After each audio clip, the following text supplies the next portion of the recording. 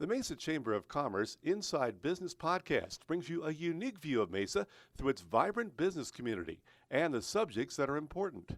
The podcast is produced in the Mesa Chamber of Commerce Media Studio. Our podcast is hosted by Mesa Chamber of Commerce CEO Sally Harrison. Please enjoy this episode of the Mesa Chamber Inside Business Podcast.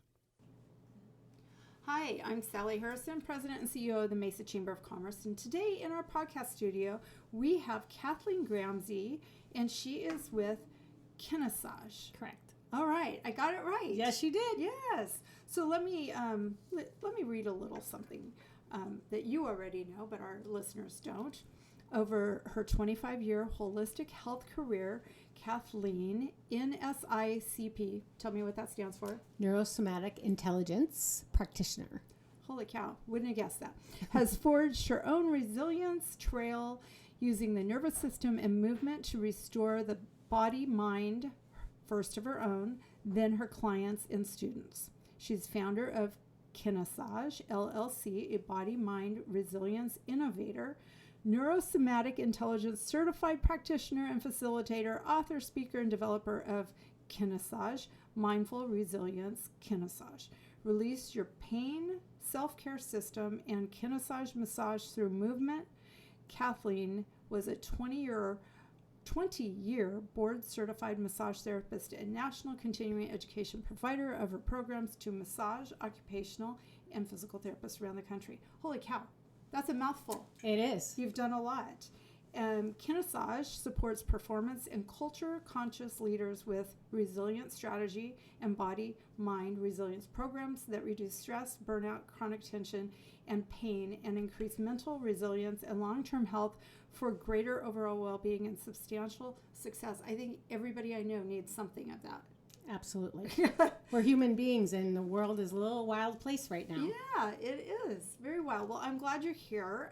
You are here today because you are speaking to our women's group next week. Right? I am. So our luncheon is held at the Holiday Inn, and people can register online for the Women's Business Connection. So thank you for coming in ahead to talk a little bit about what you do and what you're bringing to that group. Oh, my pleasure. I'm very excited to be here and very excited to be with all the women next week working with them. That'll be great. So it seems you've carved out a unique career as a holistic health provider. Body-Mind Resilience Innovator is an unusual title. It is. I gotta say, first I've heard of this. What is Body-Mind Resilience, and how did you become an innovator of this? Okay. Well, so innovators, right? Necessity is the mother of invention, right? So that's how you become an innovator. You need something that is not already existing that you figure out how to do. Yeah. So mine is in this field of body-mind resilience, and it was started out as my own need to work with. I was a massage therapist. I started out as a massage therapist, and 1 year into it, my body was killing me from all the work I was doing. And so I had a thought, was if I could figure out how to use the body's design for movement rather than force, maybe I could continue. And I also had a chronic back problem that would show up and randomly lay me out on my back for 5 days at a time. Wow. So I happily and proudly say I am a neuro geek, and meaning that I love to study the body and how it works. And so I basically figured out how to use movement in the nervous system to release my own chronic tension and pain in my muscular system. And then that led to this progression of, first it was for me, and then it was for me and my clients, which is when I made it into a method of massage that I named Kinessage. Yeah. And then from there, it was like, no, now it needs to be for other therapists and their clients. And then in 2015, it went into when the opioid epidemic was getting so bad. Yeah. The universe kind of tapped me on the shoulder and says, okay, now it needs to be for everybody. And I said, I'm not doing 3 businesses. 2 was plenty. And so I retired from my practice and then kept teaching, but then put it into a virtual system for the public. That's awesome. Yes. And all of that. So resilience is our nervous system's capacity to handle and adapt to stress and trauma. Okay. That we all have it. It's already built in. Sure. Body-mind resilience is using the body to increase the nervous system's capacity to be able to think more clearly, to get along with people, and to stay healthy while you're doing it. Wow. That's smart. The nervous system is very smart. Yeah. This system, this body mind that we live in, is the most intelligent thing there is. It's AI will never touch it. It will never touch it. Well, before I came to the chamber, I worked for 24 years for a couple of different physical therapists, 20 in Washington State, and we employed a lot of massage therapists, and they were constantly needing kind of significant breaks, right? Because their body was falling apart as they were trying to help other people's bodies. Yes. And I mean, between backs and necks and carpal tunnel, I can't imagine how anybody could sustain that for any length of time. Well, in the ways that it was taught, Yeah. no. Yeah. I mean, exactly. the average lifespan of a massage therapist was maybe 2 to 5 years.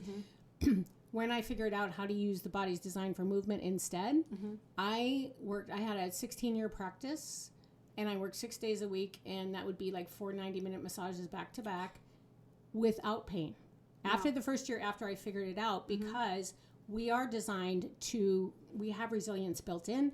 We need to understand how to partner with our nervous system to be able to access it. That's great.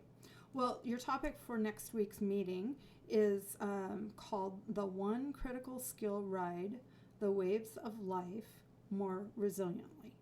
So what is the skill, and why is it important for women in business to have this? The skill is to understand and to be able to regulate your nervous system rather than being at the mercy of how it's designed in protection, which is our states of fight, flight, freeze, right? So when we get stressed, our nervous system puts us into emergency mode to protect us, to keep us safe. Those are great in their design.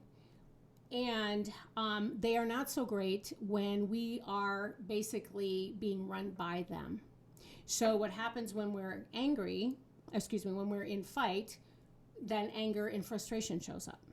When we're in flight, then avoidant behaviors show up, like, I don't really want to talk to that person. I'm going to avoid dealing with that situation. I'm going to distract myself. I'm going to scroll on my phone rather than working with this really hard pro forma I have to do. And then freeze is when we shut down. So we isolate ourselves. We shut down. We are literally not capable in that moment when our nervous system is putting us in a state of safety. That is not where our frontal lobe is working, right? It's the back brain. It's a survival brain. Where we get along with people, where we have our creativity and our joy and our love and our happiness in life, is when our nervous system feels safe and we can be operating out of the frontal lobe. And that is where we can be and do our best.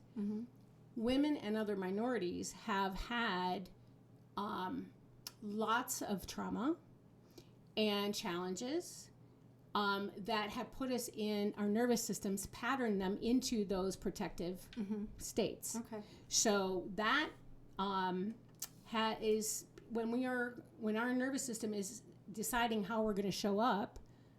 We can have the best plans in the world. We can do all the studying. We could have read all our stuff last night. We could practice it, and you could show up the next day, have no voice, or get immediately shut down if someone says something that triggers that pattern in you. Makes sense. So really important for women in business. Okay. Well, so the pace of change and uncertainty in the world certainly accelerated, especially in the past year. Yes. What impact do you see it having on business leaders, particularly women business leaders or women in business? Well, on leaders, so if the nervous system is designed to put us in a state of protection under uncertainty and threat, we can see clearly that we are not able to operate from our greatest capacity. Okay. So it affects your decisions. It affects how you treat people. It affects whether or not you're able to engage with people, if people are able to be creative and come up with solutions. It affects all those things. So if we can't impact what's going on outside of us, I mean, we can't. right? We can't affect things that are going on outside of us. But what we have is capacity within our nervous system to reset ourselves so that we can not only just get through it, but actually utilize it as a means of being able to strengthen our capacity to be better leaders. Okay. All right. Well, you're talking about stress. I mean, it's part of life. It's part of business. Why is it important for business leaders to take stress and burnout seriously, especially now? Yeah. Well, for years, I don't know about you, but I've certainly been through businesses where that was how you got promoted, right? Like, how, like your bragging rights, right? What you can put up, bragging rights, how long you worked. I worked 80 hours this week. Okay, good. I'm up for a promotion, right? Yeah. So stress, it used to be a badge of honor. And what we really see in the levels of mental health issues, the levels of stress and burnout, which are now they are about approximately 70% of senior level and managerial level people are self-reported burnout. So burnout is past chronic stress. Burnout is I can't function well at all. Okay. So, and particularly with women have societally have been conditioned and expected to be the caregivers of the group. Okay. Right. So whether that's at home, obviously you're managing the kids and your aging parents, perhaps. Yeah. And we come to work and it's like, oh, those special projects that people don't get paid for. Oh, yes. Or we want to do something for culture. But again, it's usually mostly women who take on those roles. So now we're doing double work at work, double work at home. And the percentage of levels of chronic stress and burnout for women is about 14% higher than their male counterparts. Really? Yes. Okay. Wow. Well, that's scary. This is why it's good to have skills. Yes. So people have lived with and coped with turbulent times before without working with their nervous system. What difference does knowing how to partner with your nervous system make? Like how does it affect you? It's the difference of really feeling like you're at the mercy of fatigue, of sickness, of depression and anxiety. The difference of feeling like you are at the mercy of that because that's what your nervous system is demonstrating, and being able to increase your capacity to handle life, to handle challenges, so that you can use, your point is, stress is a part of life, right? Yeah, every day. Right. But we are designed to have it support us, to build our resilience. We just need to understand how it works so that we can. And then how it can show up as, and I'm going to give you an example, like just little simple ways. Yeah. When you work with your nervous system and you use your body and you use techniques, neurosomatic techniques, which is using the nervous system and movement, to sharpen the maps for your brain, for your vision, or for your balance, or your sensory awareness, or feeling the chair beneath me, my proprioception. When you do that, and you're doing it on a regular basis, it's now safe for the brain. It knows those don't need to be in the threat bucket, right? I don't have to worry about those, so I don't have to worry about like tightening up your legs so you don't shuffle and fall. What that does overall is it reduces the stress load in your nervous system, so now you have greater capacity available. So now that greater capacity, you can be putting it to what you care about. You have more capacity and more energy for causes that you care about. You have more capacity to do your creative, I really want to do this hobby that I really miss. I want to learn how to paint. There you go. Watercolor. Right? Yes. Oh, it's fun. Yeah. Yes. Yeah. But so you have the capacity to be able to apply it in other areas. As leaders, you can show up in ways that really make a difference in terms of how you relate to people. As an example. Yeah. And just have more, like, I'll give you an example. This is funny. So I was working on my taxes, right? So I'm doing my taxes personally and for my business. This is not a place where I normally am all excited. I'm just telling you. I'm trying to think of who might be. Right? I don't know. Just, there's might be a few people. But having the tools and just having a lower overall stress load in my nervous system, I was actually able to sit down and I was focused. Not only was I focused, but I was actually interested, as opposed to, I mean it, like as opposed to what I normally in the past did, which was, let me gather my stuff as quick as possible, look at it as least as possible, hand it to my accountant and say, okay, this is your job. So my ability to pay attention to important things and focus on them. That's great. Yeah. And to not get stressed out over little things is really, it's significantly different for enjoying your life more. Yeah, that makes sense. Yeah. Well, you typically work with mission-driven leaders, 50-plus women leaders, and small business owners. Why those populations in particular? Because those are populations of people who really care about others and have important things to contribute in this world.